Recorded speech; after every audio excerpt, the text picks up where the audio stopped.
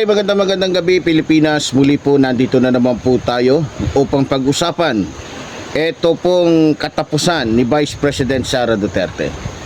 Alam niyo mga minamahal ko mga kababayan, kahit anong gawin ni Vice President Sara Duterte, hindi po mananaig ang kanyang pagpupumiglas. Hindi mananaig yung kanyang estilo. Hindi mananaig yung kanyang mga ginagawang panggugulo. Hindi magwawagi yung kanyang ginagawang pagtataliwas o pagtatalikwas sa katotohanan. Alam niyo, sa totoo lang, dahil po sa desperado po itong si Vice President Sara Duterte na makaligtas, dahil desperado siya na hindi makapanagot sa kanyang mga kasalanan. Yung kanya pong mga bataan, utusan, yung kanyang mga vloggers ay inilalagay niya sa hindi magandang sitwasyon. May mga vloggers po siya na malakas ang loob pa rin, na bagamat may kaso ng cyber libel, may mga kaso na ng ganito, ganyan, ay tila malalakas pa rin ang loob dahil sa hindi naman kasi sila ang nagpapiyansa, no? Kagaya po ng ilang mga kilalang ito si Joy, kung di ako nagkakamali, itong si Jason Shabay, ano pa pangalan nito? Hindi ko maintindihan pero ganun pa man, malakas po ang loob nila. Kasi unang-una, hindi naman po sila ang gumagastos, kundi si Vice President Sara Duterte. Nakapokus po sila sa paninira. Nakapokus po sila sa mga mandato nila na inuutos po ni Vice President Sara Duterte na walang iba kundi gumawa ng istorya para po sirain ang ating mahal na Pangulo. Ngayon, mga minamahal ko mga kababayan, alam ko po na dahil sa kanilang pagsisikap na masira si Pangulong Ferdinand Marcos Jr., marami pa pong taong posibleng ma-involve dito. Maraming mga personas na posibleng lumitaw na kung saan ay mga bayaran na gaganap bilang mga sinungaling na saksi. Dahil po sa sila ay mga bayad.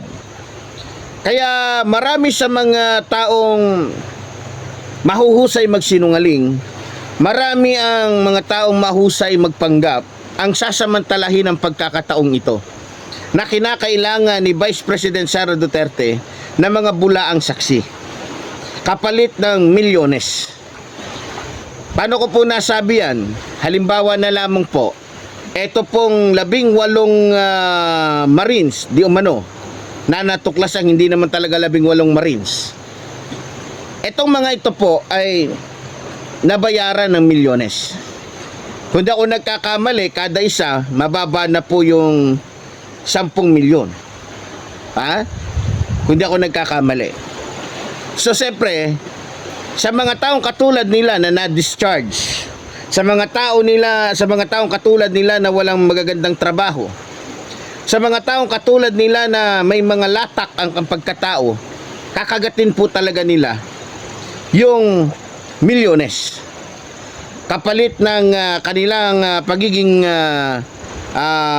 sinungaling. Diba? So ngayon, mga minamahal ko mga kababayan, hindi lang sila, maging itong ilang mga kilalang mga personalidad kagaya ni Mike Defensor, kagaya ni Topacio o Tapacio. Alam ko na kaya nagkakaganito tong mga ito, lalong-lalo na si Libagod. Diba? Alam ko na kaya sumusunod sila, kaya nagiging instrumento sila ni Vice President Sara Duterte dahil may mga inaasahan ito.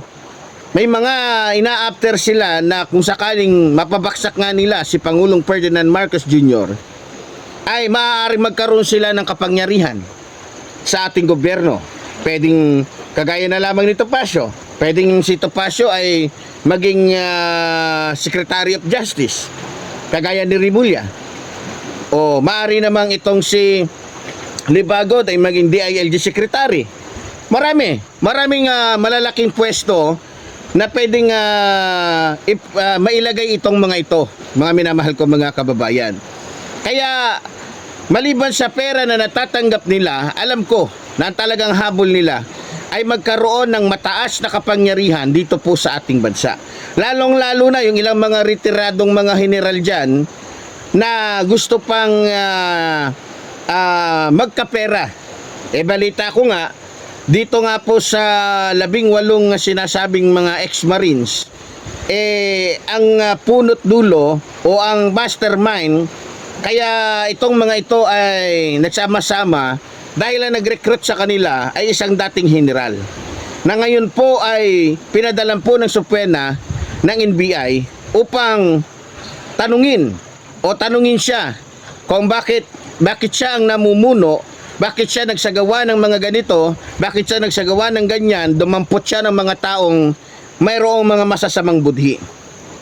Ngayon, alam nyo mga minamahal ko mga kababayan, dahil po sa masusing pag-iimbestiga ng Bureau of Investigation o National Bureau of Investigation o NBI, lalabas at lalabas po ang katotohanan na ang mga ito, lilitaw at lilitaw ang katotohanan na lahat sila ay nabayaran lamang at hindi talaga totoo ang kanilang mga sinasabi at hindi totoo yung kanilang isinulat doon sa joint affidavit. Kasi kung totoo po yung kanilang mga isinulat sa joint affidavit, di sana pumayag na sila na isa-isa silang interviewin ng National Bureau of Investigation o NBI. Pero bakit hindi sila pumapayag? Bakit hindi pumapayag si Topacio?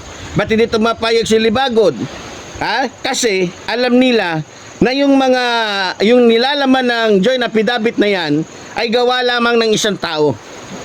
Gawa ng isang tao para lamang po sirain si Pangulong Ferdinand Marcos Jr. Yan po ang nakikita natin dito. At yan talaga ang lalabas at malalaman ng taong bayan. Sa totoo lang, naniniwala ko na yung general na ito na imbitahan ng NBI na siyang pasimuno kung bakit lumabas itong 18 personas na ito, malamang ay may ina-after din ito. Malamang na mayroon po itong hinahabol o may gusto itong matanggap na regalo mula kay Vice President Sara Duterte. Pero para po sa akin mga kababayan, malabo na po sigurong mangyari yan at hindi mangyayari yan. Dahil sa umpisa pa lamang po mga minamahal ko mga kababayan, nakitaan na po sila ng kasinungalingan. Nakitaan na po sila ng hindi magandang istorya.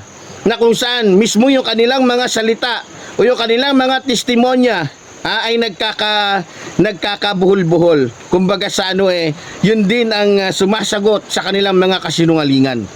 'Di ba? So ngayon, mga minamahal ko mga kababayan, lalong-lalo na ito, mensahe ko po sa mga DDS. Huwag nyong kumbaga sa huwag kayong managinip ng gising. Hindi po magiging pangulo at hindi po maliligtas si Vice President Sara Duterte sa kanyang pananagutan. Mananagot po si Vice President Sara Duterte sa kanyang mga kasalanan na ginawa sa taong bayan. Dahil yan po ay tinakda na ng Diyos. Matagal na silang namayagpag.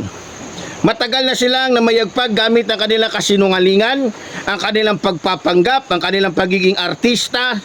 Kaya may kasabihan nga tayo na ang lahat ng bagay ay may katapusan.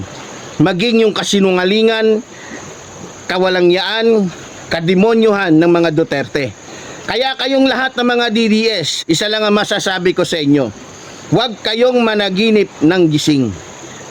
Huwag kayong managinip ng gising at huwag na kayong mangarap na yung Vice President Sara Duterte ninyo na magnanakaw, batugan, inutil, lakwatsera ay magiging pangulo ng bansang ito. Natitiyak ko na kahit sinong Pilipino o mas nakararaming Pilipino ang tanungin ninyo, ayaw nila ng isang babaeng opisyal ng ating bansa na tambay lamang ng dahig, na kung saan ay nag-uubos lamang ng pera ng taong bayan. Ayaw ng karamihang mga Pilipino ng isang pinuno na kung saan ay wala sa sarili. Kumbaga mayroong tama sa utak. Kaya kayong mga DDS, wag na kayong mangarap ng gising. Tulad ng sinasabi ko, ayaw ng mga Pilipino ng isang leader na bobo. Ayaw ng mga mas nakararaming Pilipino ng isang leader na kung saan ay wala sa katinuan. Ayaw ng mga Pilipino o mas nakararaming Pilipino ng isang leader na baliw. Na kung saan ay talagang masasabi nating ang kanyang ugali ay pangkanto. Ang kanyang ugali ay pangdemonyo. Ang kanyang ugali ay talagang maituturing natin na kahalintulad ng isang taong sabog sa droga. Mga minamahal ko mga kababayan. Kaya ang mensahe ko lang po kay Vice President Sara Duterte, Madam Vice President, kung ako sa'yo, Madam Vice President, wag mo nang aksayahin pa yung pera ng taong bayan na ginagamit mo para pambayad sa mga taong kumbaga halang ang bituka katulad mo. Wag mo na sayangin ang pera ng taong bayan na pinambabayad mo sa mga abogado na kung saan ay nagiging kasangkapan mo. Huwag mong sayangin yung pera ng taong bayan. Kung ako sa'yo, Vice President Sara Duterte, kung ako sa'yo, ibalik mo na lang yan sa taong bayan. At baka mapakinabangan pa ng mga mas nakararaming mga Pilipinong hirap o hikapos o kaos, tawag nito, kapos sa kanilang pang-araw-araw. Sana naman, Vice President Sara Duterte, tubuan ka sana ng hiya. Ang problema lang, mukhang sa nakikita ko, yung mga taong katulad mo, Vice President Sara Duterte, ay mukhang hindi talaga tinatabla ng hiya. Dahil yung mga taong katulad ninyo, kayong mag-aama, magmula kay Rodrigo Roa Duterte, kay Baste, kay Puloy, ay talagang mga walang hiya. Kaya hindi ako masyadong aasa na magkaroon ka ng hiya dahil mukhang wala yan sa bokabularyo ninyo. Dahil talagang makakapal ang pagmumukha ninyo. Sagad na ang inyong mga kawalangyaan, ang inyong kademonyohan, ang inyong pagiging sakim sa pera at kapangyarihan. Pero ganun pa man, ang mensahe ko lang sa mga DDS, hindi magiging hindi magiging pangulo ang inyong vice presidente. Dahil vice presidente pa nga lang siya, batugan na. Ano pa kaya pag naging pangulo pa siya? Hindi magiging pangulo ng bansang ito si Vice President Sara Duterte.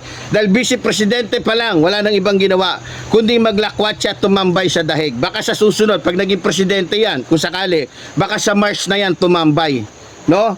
Baka mas lalong hindi na makita ng mga Pilipino yan dito sa Pilipinas. Di ba? Ganun pa man, mga minamahal ko mga kababayan, ang mensahe ko rin sa ating mga kaisa, huwag po kayong mag-alala. Hindi po magwawagi ang kasamaan ni Vice President Sara Duterte. Hindi po mangyayari na siya po ay magiging pangulo ng bansang ito. Basta't ang gawin lamang natin, sama-sama tayo, magkaisa tayo para manaig ang katuwiran, para magkaroon ng hustisya yung ginawang kasamaan ni Vice President Sara Duterte, magkaroon ng hustisya yung kanyang ginawang pambababoy sa bansang ito, magkaroon ng hustisya yung kanyang ginawang panluloko sa taong bayan. So muli po, tulad po ng sinasabi ng inyong lingkod, mabuhay po ang ating inang bayan, mabuhay po ang nagmamahal sa ating inang bayan. Maraming salamat po.